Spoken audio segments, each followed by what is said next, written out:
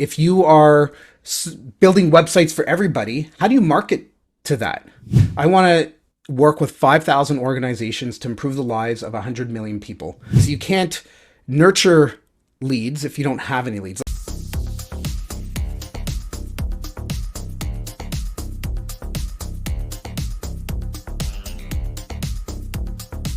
This is the Future of the Future show. I am your host, Mateo Berbejicio.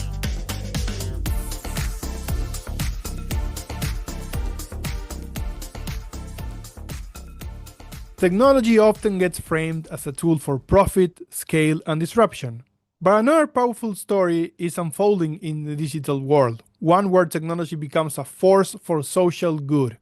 Today's episode explores that intersection, how thoughtful digital strategy can help mission-driven organizations amplify their impact, reach more people, and ultimately change lives.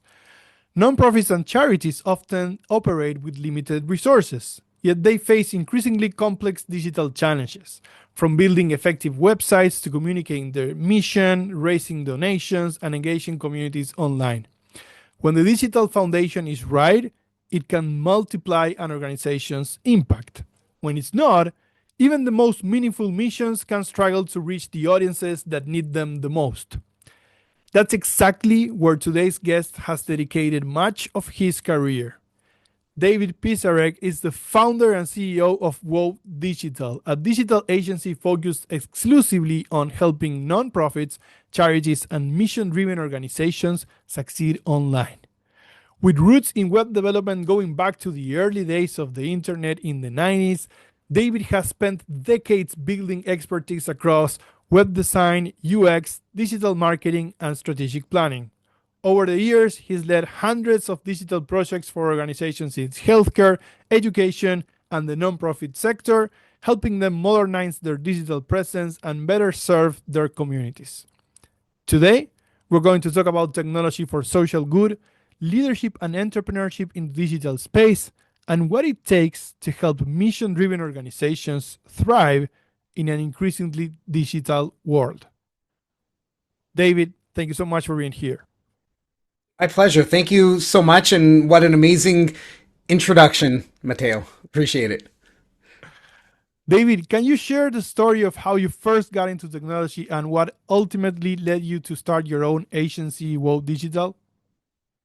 Absolutely. I've always enjoyed kind of taking things apart and breaking them. And my parents tell me this story. Probably when would have been around 1982.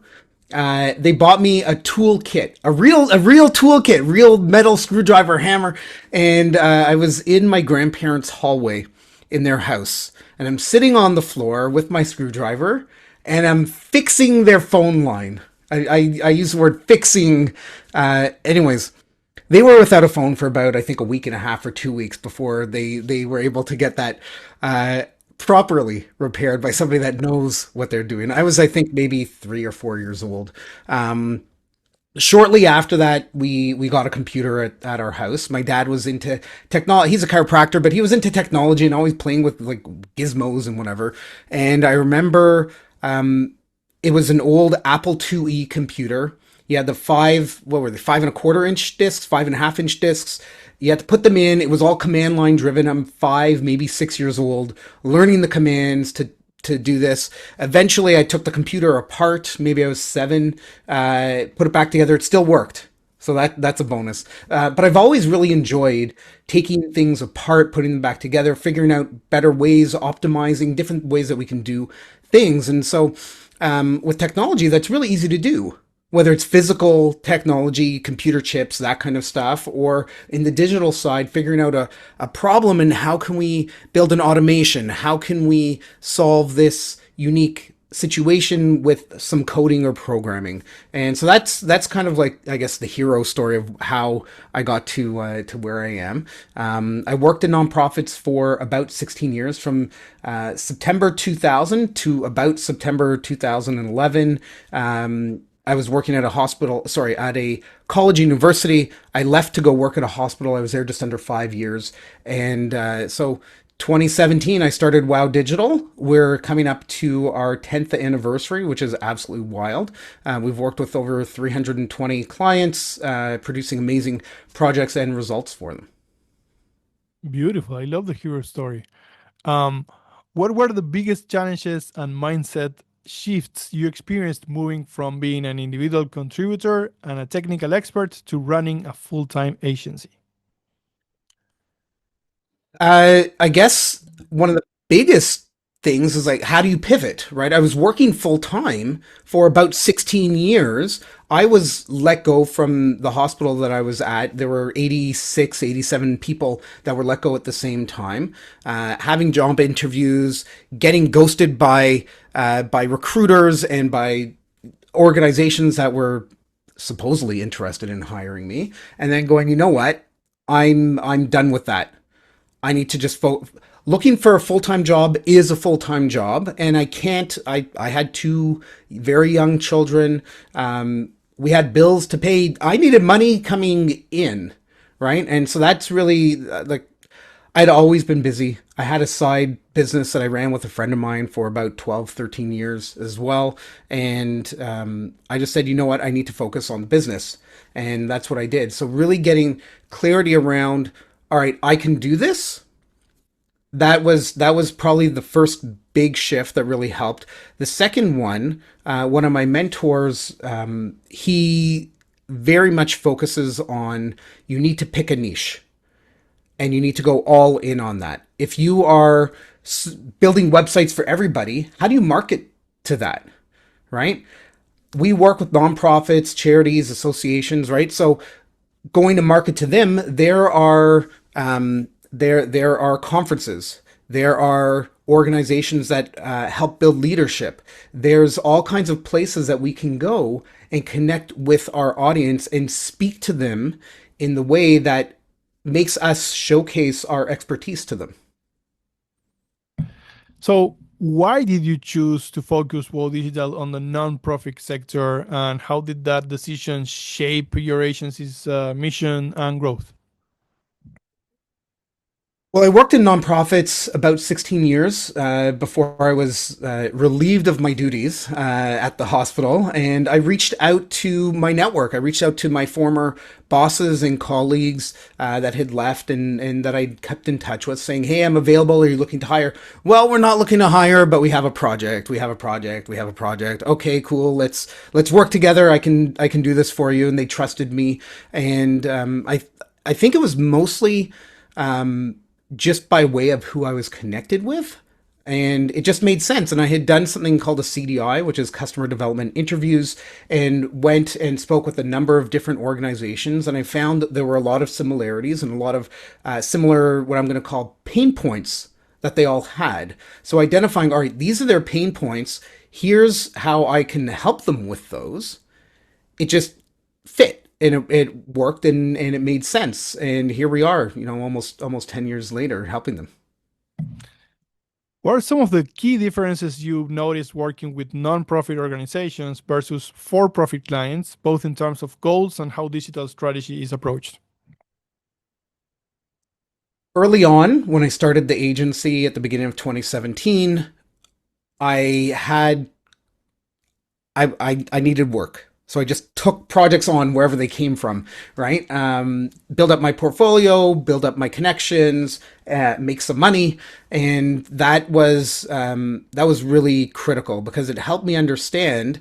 Okay, here are the issues in the nonprofit space. Here are the issues that these clients in the for-profit space are having. How can I help them? And one of the big differences is around budgeting. So if you're dealing with a nonprofit, a charity, an association, they have their annual budgets. They have to get approved by the board of directors. And at the end of the day, if they don't spend the money, then they lose the money the following year. So what do I mean by that? If they had budgeted $20,000 for design work, let's say, and they only spent $8,000, the board of directors is going to look at that and go, well, you only spent 8,000. Okay. Next year, you're only going to get $8,000 in your budget for design work. Not that they should be spending the money recklessly, right? But they want to utilize their budgets. And when they're budgeting, that money is basically guaranteed unless, the organization ends up, closing down or something like that. Thankfully, we haven't had that issue with any of our clients. But the money is guaranteed. On the for business side, and I'm not saying all businesses are like this and all business owners are like this, but I was I'm going to say taken advantage of, and I had a lot of invoices that just weren't paid. They refused to pay, and I had to get lawyers involved and things like that. And maybe it was the type of client that I was dealing with in the for-profit space, but I haven't had an experience like that in the nonprofit space. The other side of it is like I love feeling like we're contributing to a better world, that we're helping impact lives in a very positive way, getting people to find programs or services that they desperately need, and then helping those organizations raise donations and funding to be able to run those programs and services. So it's a little bit of a personal ego boost, I guess. Like I have a big hairy, audacious goal. I want to work with 5,000 organizations to improve the lives of 100 million people through the use of digital technology and design and web and AI and all that kind of stuff that we support our clients with. And like that is an amazing legacy to leave behind at some point. It is, and it's also an amazing legacy for your entire team, right? And to really give them a purpose and a very clear mission. So I love that. Um, Mentorship is very important to you. When we were getting ready to do this podcast, we were talking about it both in terms of the mentors that influenced you and the work that you do as a mentor of others, right? But let's talk first about who were some of the most influential mentors in your career and how did they shape your approach to leadership and strategic thinking?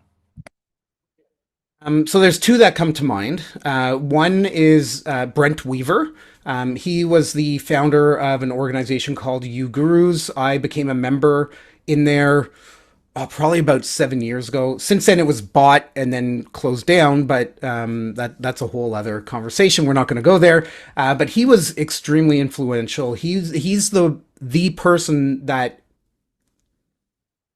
basically was like, you've got to pick a niche.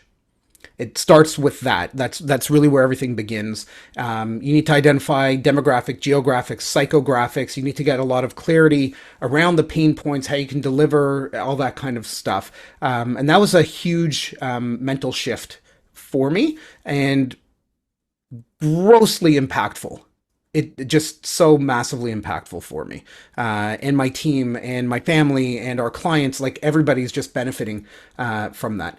My other mentor, Jen Buzza, she was one of my mentors that I had in You Gurus. Now she's at Work Elevation.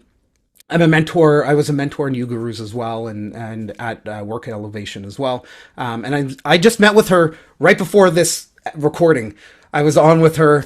We have our weekly call, and she really helps kind of put things in perspective based on her experience with where things are at with my business and where I'm at mentally as I'm working through different components, different pieces, how to deal with a colleague, how to deal with a client, how to deal with somebody in the team, and it's really important for people to get outside opinions on stuff. Whatever your business is, talk with one another, whether it's a mentor or a colleague that owns a competing business. You all have similar problems that you're dealing with, and it's always fascinating to get an outside perspective because it'll shape or reframe how you think about things. Yeah, it's very very powerful. Let's talk about you mentoring entrepreneurs. What drives you to give back, and what's the most valuable lesson you try to pass on to people you work with? I've always loved training and educating and helping people. I remember one would have been in the 1995, I think, 96. I was teaching children how to code and use computers. When I graduated from college, I was hired by the program I graduated from to come and teach in the program. And it's one of my core values is empowerment via education. It's one of the reasons that I show up here on podcasts like this. It's why I've got my own podcast as well. I have webinars, I have workshops that I run, I speak on stage, I do mentoring and coaching, like what you were talking about. And I want to help. I want to help. That's, like we work with nonprofits. Why? I want to help, right? Even if we worked with for-profit businesses, I want to help those business owners do the thing that they set out to achieve and help them accomplish what it is that they want to do. And when I'm mentoring other agency owners, other business owners, and helping them kind of reframe their thinking and help them understand, like, who are they targeting? Why are they doing that? How can they move forward in an ever evolving world of businesses and competition? What can they do to stand out? How can we market that? How should they be talking about it? What can they do to save themselves time as a business owner? There's a lot of stuff that you've got to do, right? There's the finances, the bookkeeping, the taxes, the dealing with the human resource issues that happen between employees or colleagues. Like there's clients, right? There's so much to do. There's only so much time. So how do we help people? And I love doing that. You've written about the importance of strategic planning for nonprofits. How do you guide organizations through developing a strategic vision that aligns with their mission and capabilities, most importantly? Strategic planning is very important. Whatever your business is, in the nonprofit world, they usually sit down once a year and they do their annual strategic planning, and then off they go and they do the thing, and they try to stay focused on what it is. Where I come in is on quarterly strategic planning. So, okay, great. You've got your 1 year goal, your 5 year goal, your 10 year goal, those aspirational things that you're working towards. But what can you do in the next 90 days to get yourself closer to that? So we look at 6 different pillars of the business or the organization. So lead generation, nurturing those leads, closing the lead, closing the sale, getting donations, whatever that happens to be, delivery, scale, and then the overall kind of broader vision and core value. And what we do is every quarter, I have my clients rate themselves on a scale of 1 to 5 on each one of those. And then there's a bit of a process we go through to figure that out. But whatever is the furthest, I'm picturing it in the chart that I have in the document. Whatever is the furthest to the left is where you have to start, because you can't nurture leads if you don't have any leads. Like everything really does start with identifying who you're going after. So for a nonprofit, that would be who are your potential donors, who are you going after for marketing your services or your products or whatever it is that you're doing too.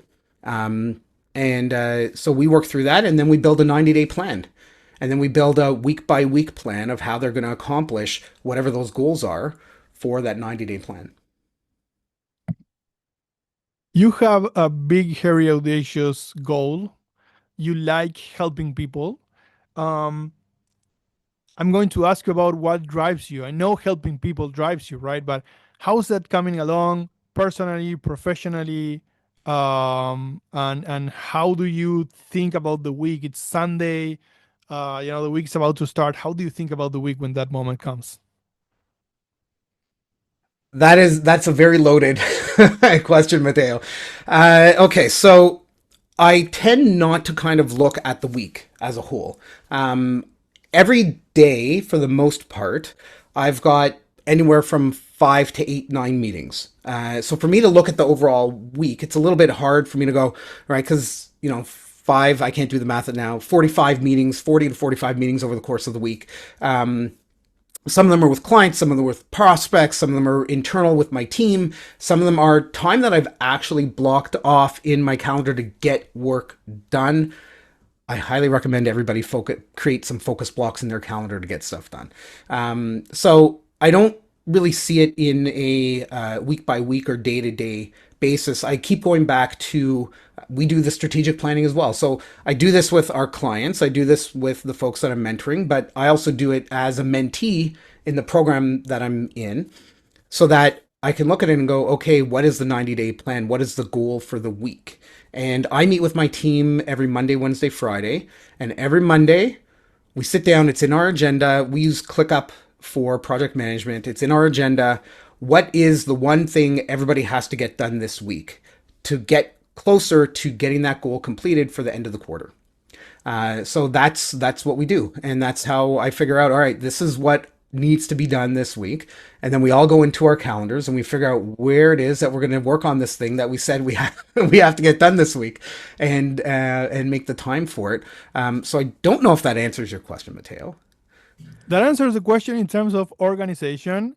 But what about the goal, the bigger purpose mission? Mm. How do you feel about that? I'm going deeper, right? How do you feel about that? How that's coming along? And a segue question to that is, this is what I'm thinking. You probably help a lot of people because you work with so many nonprofit organizations. But what if one of those organizations, because you go so deep into not just their digital presence but also their strategy, said, you know what, David, we would like you to be our CEO. Will you even consider that? Will that take you closer to achieving your big, hairy, audacious goal? Or do you think that right now you are very well positioned to work with many organizations at once and then get closer that way?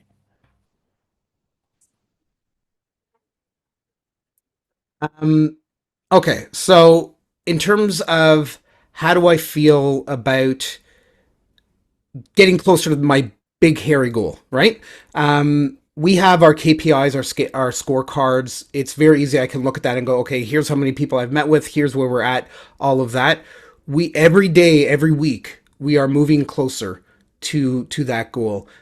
We all feel, everybody in my team and myself, we feel really connected to this goal. It gives us great purpose and a solid mission to work towards, and it feels really good, right? When we see the metrics coming in from our clients' websites, from the donations that they're bringing in, from the ability of saving them time so that they can focus on their bigger tasks that they have to work on, because in the nonprofit, everybody's wearing like 7, 8, 9 different hats, right? Everybody's got a lot to do.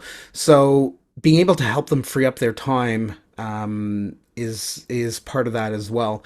And like I said, I like taking things apart, and I like figuring out the solution that will get people to where they want. And it feels like such a huge accomplishment, even if it's like a small, like if we automate an email sequence, that is like a minimum kind of thing to do.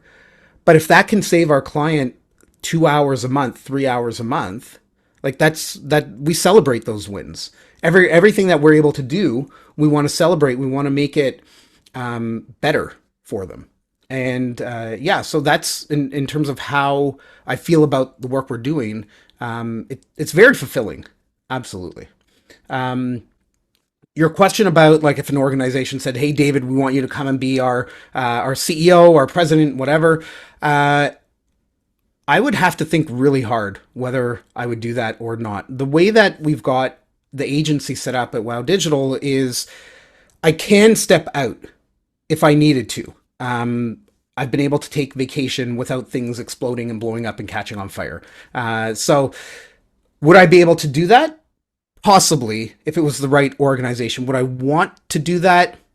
It depends who I would get in place to take over Wow Digital, and if I thought there was like a really strong fit in that organization that I can come in and help in a way that would benefit them. At the moment, though, I don't want to leave the agency. Thank you. That makes a lot of sense. David, this has been an amazing conversation. Thank you for your time. And I hope that we can stay in touch and maybe do this again sometime in the future. Absolutely. Thank you so much, Mateo. And to everybody listening, thank you so much for sticking around.